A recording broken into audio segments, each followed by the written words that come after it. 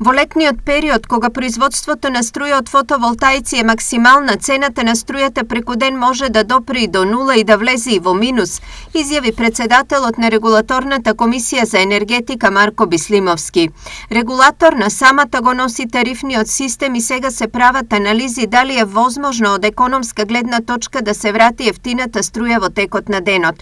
Регулаторната комисија за енергетика самата го носи тарифниот систем и сега се прават анализи дали е возможно од економска гледна точка да се врати ефтината струја во текот на денот.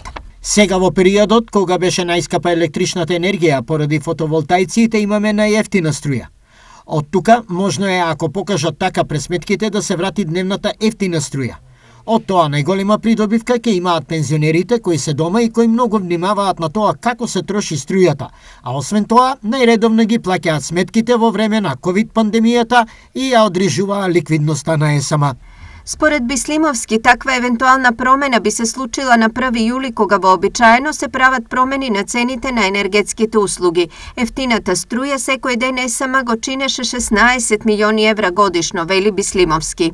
Ова што се случува со обемноста на изградбата на фотоволтаици не се случува само во Македонија, туку и во целиот регион. Освен тоа, компаниите инвестираа во енергетски ефикасни начини на производство.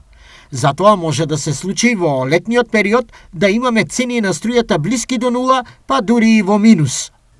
Бислимовски вели дека сега треба инвеститорите да инвестираат во батерии со цел да имаат производ што ќе трае подолго. Ако производителите на струја од фотоволтаици имаат резерви струја по 19 часот, тоа ќе биде корисно и за компаниите и за граѓаните.